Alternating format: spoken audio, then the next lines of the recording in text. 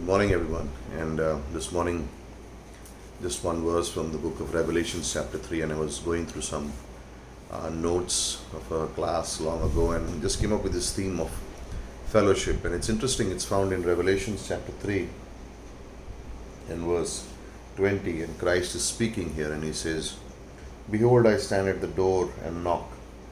If anyone hears my voice and opens the door, I will come in to him and will dine with him and he with me."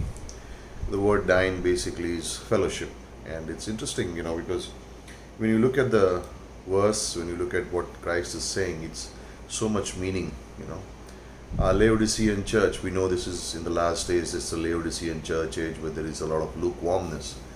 And thank God we are teaching the truth, we are learning the truth, we are growing in the truth.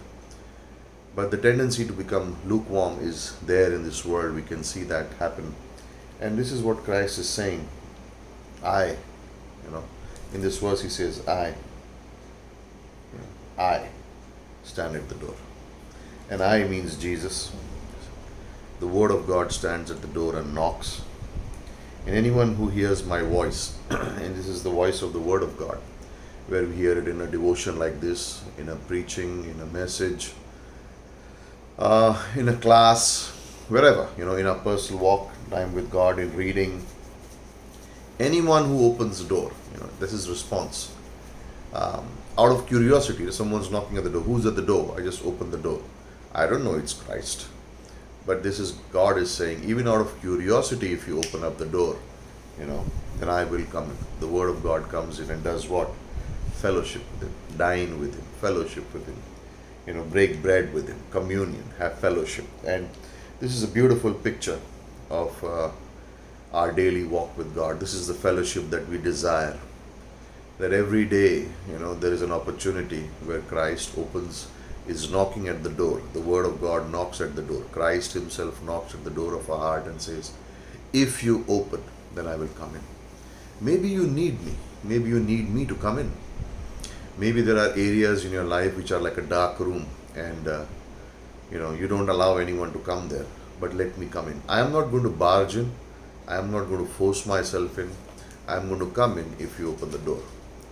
And in fellowship, this is the beautiful thing, that we don't it's not, that it's forced. Fellowship is not forced. It's a choice. It's a choice we make. To listen to God, to hear from God, to be ministered to by God. Maybe there are areas, there are dark rooms in lives of people, in Christians, and maybe it's an area of, it's a room of, maybe in an area of forgiveness. Maybe someone's hurt you and, you just can't find the capacity to, forgive. Maybe it's an area of love, you find it difficult to love someone. Maybe it's an area of judging. You find it easy to judge people. Maybe it's a area of lust or sin or pornography. And some of these areas that we talk, selfishness sometimes. And this can happen, this can happen. And Christ is saying, listen, I want to have fellowship with you in that room. Because I want to bring light into that room. I want to take away the darkness and bring light into the room. Why don't you just open the door? And I'm not going to barge in. I'm not going to force myself in. I'm going to wait for you to open the door. But I am going to stand and knock. I think of the humility of God, that every morning, every day of our lives, He stands at the door of our heart and He knocks. The Word of God knocks. God is knocking and He's saying, "Hey, let me in." And the decision lies with the believer. Will he let God in? Will he let God in? And yes, we do. That's what we are made for. And this is what we do. We don't want to miss an opportunity of Christ coming to our door, knocking on it, ringing a bell and saying, "Let me in." And I'm like, "Hey, I'm busy right now. I've got my plans, I've got my dreams, I've got my ambitions. I'm too busy with details right now. Don't bother me. Come another time." How sad it would be, I was thinking, what if this morning Christ is ringing the bell and saying, "Hey, I'm standing at the door. Will you open it up? Will you invite me into your house? If I come in, then we can talk and we can have food together. We can fellowship together." And this is an amazing privilege, amazing privilege. And I think we as believers have misunderstood the word of fellowship. And we need to know what fellowship really is.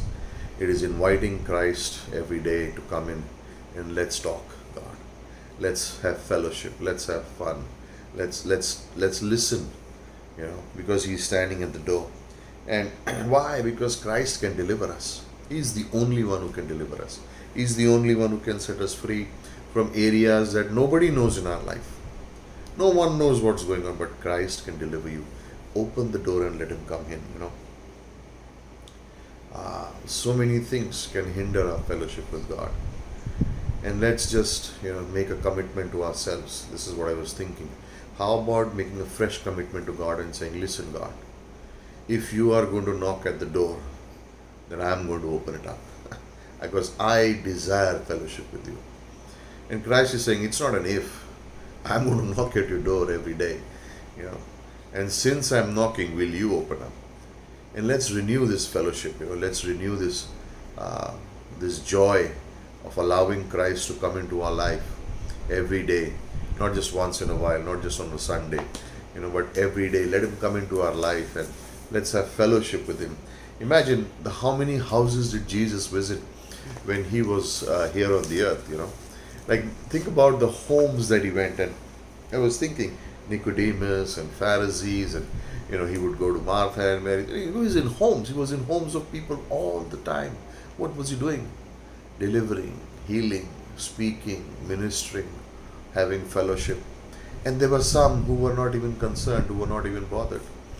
It was not important for them. Fellowship was not important for them. What was their end? What was their end? And Nicodemus comes to Christ in the night, and they have a relationship now. Joseph Arrhythmia, they have a relationship, and they become His supporters just because they allowed Christ to come in. And there is a long road ahead of our lives. There is lots to be done. God, we are submitted to God and to His plan and how He leads us, where He takes us. Let's not miss opportunities of this great fellowship and deliverance and joy and relationship with God. It's a renewal. It's a sense of joy. It's so much passion. There is so much, the burdens go away, and there is so much healing.